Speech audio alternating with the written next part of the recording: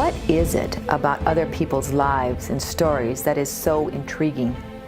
In the literature world, biographies and autobiographies are among the best sellers throughout the history of publishing. Or what about the immense popularity of magazines such as People Magazine, Star Weekly, The Inquirer, US Weekly, and so many others?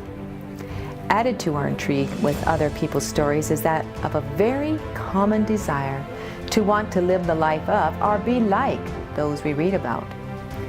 The strange thing is, though, while those people we desire to be like appear to have amazing lives, in reality, they are actually unhappy, self-destructive, or otherwise living totally dysfunctional lives. Why? Is there a way out of this kind of dilemma?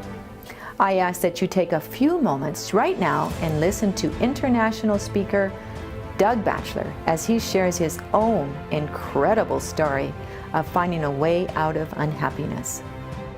What I sometimes do during one of these series of meetings is I just take a section of time and I share with you my personal experience of how I came to the conclusions of the things that I'm sharing with you, and knowing the background sometimes helps. I'd like to begin with a verse from the Bible, and this one is from the first book of Peter, 1 Peter chapter 2, verse 9.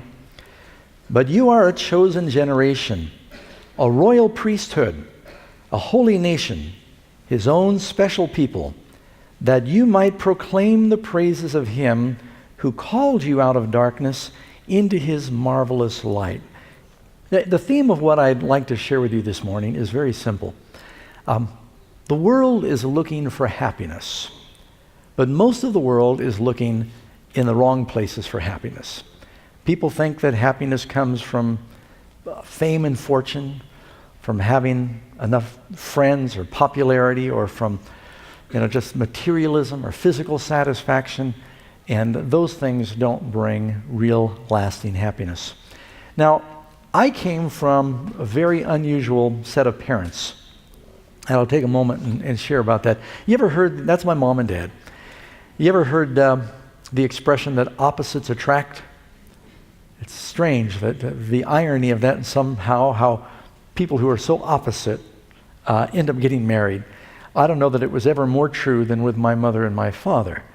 My mother was Jewish. My father came from a Baptist background. My mother was a Democrat. My father was a Republican. My mother was born in New York City, and my father was born in a small Oklahoma town. He was a country boy. I mean, they were about as opposite as you could be. Just a little bit about Dad for a moment. He was born very poor. He somehow got himself through high school and got some lower college experience, did flight training, was very intrigued with flying, knew Amelia Earhart and Charles Lindbergh and some of those people. After the war, he began a business of buying and selling and leasing aircraft until it was the largest aircraft leasing business in the world, called International Air Leasing. And was also very active. He liked racing cars, he'd water ski, flew planes, had a lot of money, but he wasn't a very happy man. And just everything was work. I mean, he worked just regular 16-hour days, but then he would pretty much drink himself to sleep. Starting at lunch, he would have his first cocktails. By the time he came home, he was almost always drunk. We were just always worried, was he in a good mood or a bad mood? And we'd run and hide if Dad came home drunk in a bad mood. So it wasn't always a very happy home. And so when I meet people that think, oh, if I could just make more money, I'd be happy, I thought, oh, you really think so? It doesn't work that way. Jesus said, one's life does not consist in the abundance of things that he possesses. Money does not make a very good foundation for happiness. Now I'm going to switch over and talk about Mom for a minute. Very different. Mom was Jewish. Her maiden name was Tarshish. She was born in New York City. She went to California with her family when she was young. They were looking for a better life, and Mom really was intrigued with wanting to be famous. She was very talented. She could sing. But then beyond that, Mom, she really became famous as a film critic. During that era, it was a very powerful position. If a critic said a movie was bad, they lost a lot of money. If it was good, they could make a lot of money. And so she knew a lot of powerful people and movie stars in Hollywood. Here's some pictures of Mom with some of the different celebrities. This is Mom and Dustin Hoffman. These are younger versions of Mom with Sylvester Stallone, Muhammad Ali. Anyone remember George Burns? Paul McCartney. Here's Mom with Warren Beatty, Jimmy Stewart, Bob Hope, Natalie Wood. Some people thought they even looked a little alike. Here she is with Sally Fields, who's still acting today, Clint Eastwood, still producing, Paul Newman, Roger Moore, one of the James Bonds. So she knew these people. And when we were growing up, my brother and I, we didn't realize, how famous some of these folks were, but famous composers and singers and actors were coming to and fro in our home, both in L.A., she lived in Beverly Hills, and in New York City. And but one thing I noticed is they weren't very happy. It's all an illusion. It doesn't really mean anything. Movies and television, it just creates an illusion because you multiply an image. But they're just normal people, and they struggle. Now, I grew up mostly in New York City. I'm born in Southern California. Mom moved to New York City after she divorced Dad. People were amazed the marriage lasted 6 years. I was 3 years old when they divorced. Bounced around between my grandparents, my father, and my mother, because they were so busy with their careers that we just kind of felt like we were in the way. I went to 14 different schools. Part of the reason is because Mom and Dad were changing custody. Part of the reason is because I was getting in trouble and they kept changing me from school to school. And it didn't help that Mom used drugs. And I remember one day when I was 13 years old that Mom said, well, eventually, Doug, I know that you're going to try these things. I just assume you did it at home. And so she rolled a joint and she smoked pot with me. Very common occurrence in our home, 2-3 times a week. Mom and I would smoke pot or hashish, eat ice cream. And she said, I just want you to do it at home. Well, it didn't stay at home. And so I started getting into all kinds of trouble. And I kind of bounced around from one thing to another. I ran away from home the first time when I was 13. I was just looking for purpose. I used to think about suicide all the time because many of the public schools we went to, they said there's no God. And when you die, you just turn back into fertilizer. There's no purpose. And I remember distinctly when I was living in New York City, I went to the edge of one of these tall apartment buildings. We lived in a building that was 20 floors up. And get out on the roof. And I stood and I looked and I thought, all I have to do is jump and I won't be unhappy anymore. Do I need to tell you that I wasn't a very happy child? I just felt like my parents were busy with their careers and I just didn't have any peace or happiness. I believe you die and you turn back into dirt. And I thought, I got in trouble in school all the time. Why not get it over with? All I've got to do is jump and I won't be hurting anymore. Sad thing is I started thinking about that at 7 years old. But God just kept holding it back. One thing that helped me, I have an insatiable curiosity, and I thought, if I kill myself today, something really interesting is bound to happen tomorrow, and I'll miss it. And so I was able to postpone my suicide one day at a time because of curiosity for years. Years later, I remember when Mom turned 40, she called me up, she said, Doug, I realized that my beauty and talents are fading, and I'm just thinking an end in my life. And I said, Mom, let me tell you how I dealt with that. At this point, I was a Christian. I said, you lose all your options when you commit suicide. You never know, it might get better tomorrow, and you'll never find out if you kill yourself. So just take it one day at a time. And years later, she said, that really helped me. So I began to think, why kill yourself by doing something boring like jumping off a building or taking a handful of pills?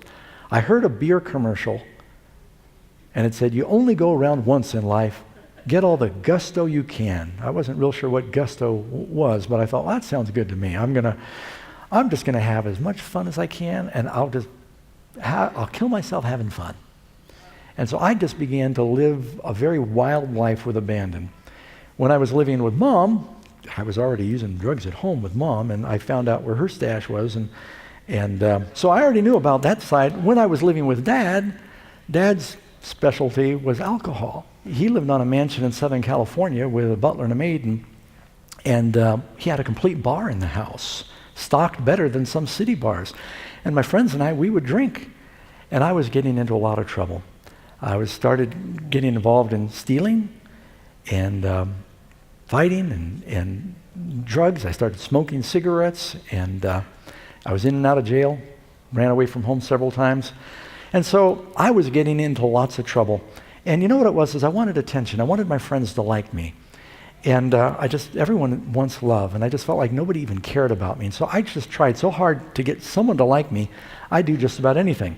When I was living with Dad, this is the island, just a Google picture of Sunset Island #1. That's where Dad lived. He was in the north part of that picture. Had a house right there on the bay. We had 3 boats in the backyard. I had a yacht, ski boat, and I had a little sailboat. And the friends that I grew up with on the island, we got bored in the summertime, and we would go break into the homes of the other millionaires. We'd just sit around. We'd say, what do you want to do? I don't want to do it. Let's go break into this home. And so we'd go, and we'd dare each other. Just, kids have nothing to do. And so we'd go break into a home. Didn't matter what we stole. Just steal something to show you were in there. We stole a tennis racket. I mean, it's just anything. And then they started daring me. They said, I dare you to break in while the people are still walking around. You could see the lights on. Because we knew the doors were open because the island had a security guard, so people were very relaxed. And so we'd break in and we'd steal something. They would dare me to jump off the bridge into the water, and I would do it, just to try and get their attention. Well, things continued to progressively get worse. With the drugs, the stealing, I began to break into other homes and stealing cars and run-ins with the police. I took traffic school several times before I even had a license because of the problems I got in. But something interesting happened. I finally left home when I was 15, and I told Dad, my stepmother said, either he goes or I go, and I don't blame her. I was really a problem. Dad moved me into one of his hotels. He said, you got to live here. And that didn't work very long, and finally I said, look, Dad, I'm going to go. And he said, I don't know what else to do with you. I've tried everything. And I said, I'm just going to have to go figure it out by myself. And I left. And I took off hitchhiking, 15 years old. I went up to Boston. I had forged my driver's license. I was born in 1957. I changed my learner's permit to 52. I got a false ID that said I was older than I was. And so I got an apartment in Boston, and I started breaking into homes and stealing cars, using drugs. I had a part-time job as a security guard, believe it or not. I did. A place called Boston Intelligence. And so I'd guard places at night, and then I'd steal during the day, because it just looks like you're moving. And while I was living like this in Boston, getting into lots of trouble, I met a friend who was very religious, and he was a security guard. And he found out about what I was doing during the day. And I said, Jerry, you going to turn me in? He said, oh, no, Doug, I don't need to turn you in. He said, your karma's going to get you. So what do you mean? He said, everything you do comes back. I said, there's no God. I stole that television. I got rid of it. Nothing happened to me. He said, you'll see. And not long after he told me that, I woke up in my apartment in Boston, and the door was open. And I got my scruples together, and I looked around. My TV was gone. And my radio. And I was mad. I called the police. I said, you got to track these guys down. There's thieves. So I pay taxes for you guys to do your job. And I was very indignant. And I started watching. I noticed that everything I did seemed to backfire. I'd steal something, and my friends were all thieves. They'd steal it from me. Or I would steal something, and I was often high or drunk, and I'd hide it, and I'd sober up and say, oh, where did I put that? Or I'd misplace the money. Or I'd steal something, and I remember once I just risked my life. I stole this stereo. I got back, I plugged it in. It was broken. It didn't even work.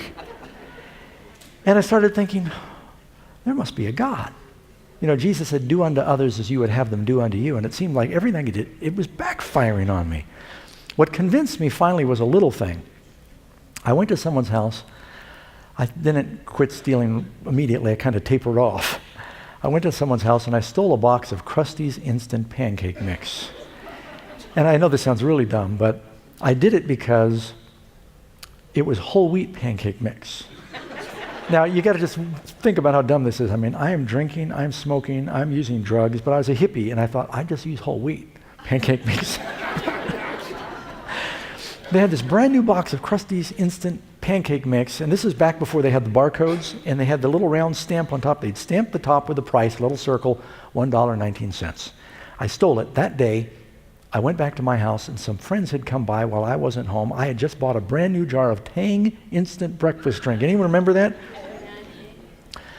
My friends drank the entire jar, and there by the empty jar was the lid, and the lid was stamped $1.19. And I looked at the pancake mix, and I looked at the lid, and I thought, crime doesn't pay. I started thinking, there must be a God. So I began to search. So I started getting into all these Eastern religions. And Buddhism, that's back in the days of the Beatles, and everybody was meditating, and the Eastern religions were very intriguing in America. And so I was meditating, and I got into something called the spiritual science of DNA, and I took a little bit of kind of the Jewish heritage and mixed that in, and of course I'd gone to Catholic school, and so I kind of made this big old potluck of all these different religions with myself as my own little pope, trying to put it all together. And I was very spiritual, and I'd quote suddenly from one religion and then from another religion, and while all this is happening, I was so spiritual and so religious, I'm still using drugs and drinking. I'm still a slave to my sins. It hadn't made me any better. Well, about this time, my father flew to Boston, and he made a special trip, and he said, Doug, you need to go back to school. You're wasting your life. My brother, Falcon, was sick. He couldn't take over the family business. And I had a stepbrother from Dad's third wife, Betty, and he was starting to do what he couldn't. Dad said, you're throwing your life away. You need an education. He said, Doug, I found a good school. You're going to love it. He says, you like adventure? This is a school that's on a boat. It was called the Flint School. There are two schools like this in the world back then. One they made a movie out of called White Squall. That was an all-boys school. This one was co-ed. And so he said, oh, you'll love it. And so he pled with me. I said, okay. Somehow he got me a passport, flew me to Milan, Italy, put me on this boat. It was actually two sailboats that sailed together. It was called the Flint School. And after he left, I realized I'd sort of been tricked, because this was a very unique school for the children of politicians and millionaires, to get them out of their environments. They had a lot of kids getting mixed up with Moonies and cults and drugs back then, and they got them out of the environment. It put them in a controlled environment, taught them, business principles, but they taught atheism. Now I'm very spiritual, and they're showing films of Darwin. They're telling us to read the books of Ayn Rand, Atlas Shrugged. I don't know if you know about that stuff. It's sort of like Your God. And the captain said, look, you have to eat on the floor if you're not going to participate. And so I'd say, fine, I'd eat on the floor. I disrupted the school. And they said, well, you're going to have to stay in your room. And I had my friends bringing me food, and this went on for 2 months. So we had an interesting experience. We were sailing from northern Africa, Tunis, Africa, over to Port of Mahon, Spain. And on the way across, we encountered just a terrible storm. And water was coming in, mainsail ripped, the wind was howling, captain was seasick, water was cold, it was Christmas time. And what do you think atheists do when they think they're going to die? They start praying. And I was doing some praying. And you make promises. You all know what you're doing wrong when that happens. And so, of course, fear is the wrong reason to serve God. As soon as the storm was over, we forgot all about the prayers and the promises. And I managed to convince the captain, look, I'll cooperate for the next few weeks until Christmas break if you just let me go home for Christmas break. And they were so anxious to get rid of me, he called my dad and said, you got a deal. And told Mr. Batchelor, we think Doug's shown great progress. We're going to let him come home for Christmas. Because my dad had to pay the whole year up front. They didn't care. They just want to get rid of me. So I got on the airplane in Madrid, Spain, ordered beer and got a pack of cigarettes and told them, I said, you will never see me again. And they never did. I got back to the States, went on a ski vacation with Dad. When it was time to go back to school, I ran away for the last time. And I went hitchhiking across the country to a place I found when I was 15 in the mountains above Palm Springs. There's a very tall 10,000-foot mountain called Mount San Jacinto. Halfway up this mountain, there's a cave. There's several caves up there. And I said, I'm going to find God in nature. Now, on my way out, to Palm Springs, something interesting happened. I got stuck on the highway in Oklahoma. I was cold, hungry.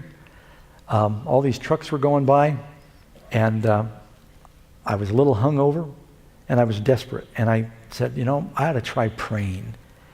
And after standing there for 8 hours freezing, because I had Florida clothing on, it was December in Oklahoma, it was freezing cold. I prayed and I said, Lord, I know I've been a terrible person. If you're there, will you please help me? And I need help with 4 things. I said, please help me to get a ride to where I'm going. I had like 1,500 miles to go. I said, please help me get some food. I was hungry. Help me get some money. Lost all my money drinking and playing pool the night before. And then I prayed for a ride with someone normal, because I was getting picked up by some very strange characters. As soon as I finished praying, the next vehicle going by stopped, picked me up, took me all the way to my destination in Palm Springs, and preached to me all the way out there, which I didn't ask for. They gave me $40 when they dropped me off. They bought my food all the way out. Everything I prayed for, God gave me. And I thought, what a coincidence. But I had to listen to him or jump out of the car. So I listened to him and I thought, Bible's fairy tale. Now I'm going to find God through nature.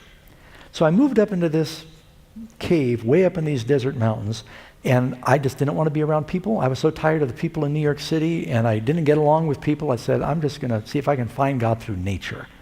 Well, the miracle is, when I moved into this cave, there was a Bible that someone had left in the cave up there in the hills. And I finally started reading the Bible so I could argue with Christians. And, I said, this can't be true. But as I kept reading, I realized it is true. And I thought, what have I got to lose? I read in the encyclopedia, it says Jesus really lived. And I thought either Jesus was crazy, or he was a liar, or he's the Lord. He didn't lie. He wasn't crazy. Maybe God did become a man to save us, and that there's a purpose for our lives. So up there in the cave, I finally decided, I've tried everything else. I got on my knees. I said, Lord, I'm a mess. Will you come into my heart and give me some purpose for living? And I was as far away from God as a person can be. I'm running around naked up in the mountains. I'm eating out of garbage cans, using drugs, smoking, lying, stealing. I was a big zero. And I said, Lord, will you give me some purpose for living? And I felt him forgive my sins. He came into my heart, and everything began to change. Not all at once, but things began to happen. One quick story before we run out of time. I was so excited about the gospel and the changes God was making in my life. I said, Lord, I'm willing to tell people, but I'm a hermit. I don't know how that's going to happen. But I feel like you're wanting me to teach and preach others about you, because I was so excited. I said, you're going to have to let me know. Not long after I prayed that prayer, I called my mom in Beverly Hills. She said, Doug, you're never going to believe this, but I had lunch with someone from NBC. They want to fly up to your cave in a helicopter and interview you.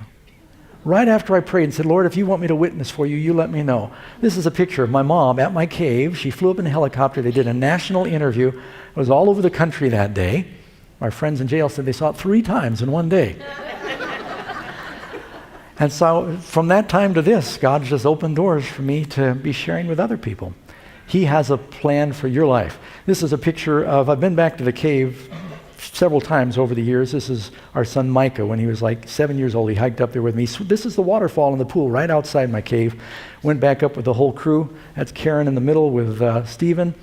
And I went back one year and I actually brought another Bible and I left it in the cave, just in case, kind of a little sentimental thing that I did. But my immediate family's all passed away. My father, my mother. I was with Mom when she died. I was with my brother when he died. And I remember I was out walking with my brother one day.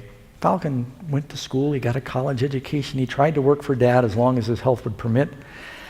And you can tell I'm the black sheep of the family. This was at my brother's wedding. I kind of had to come out of the cave, and you could tell.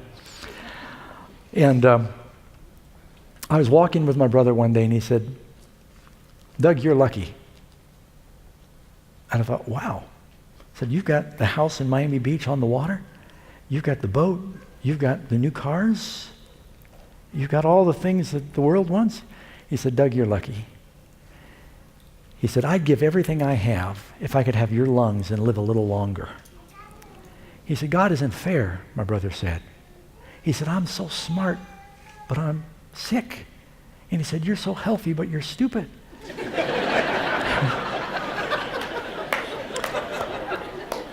And, my brother, he basically said, I know I'm dying. I would give everything if I could live a little longer. I wouldn't care about any of the stuff, any of the fame, if I could just live a little longer. And I said, Falcon, do you want me to pray with you? He used to tease me when I prayed. Oh, yes, you're going to pray over the food. Go ahead. Rub-a-dub-dub, thanks for the grub. He used to tease us. But when he was dying, I said, Falcon, do you want me to pray? He said, yes, please. And what profit is it if you gain the whole world? If you're famous, if you've got fortune, if you don't have life, you don't have anything. My brother would give everything for a little more of this life, and yet sometimes we're reluctant to let go and let Jesus take our lives and have eternal life.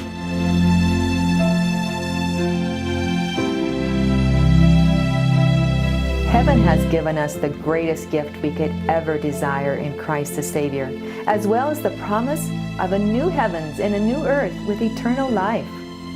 Today we are offering this DVD that will help you to better understand the truths of the Bible.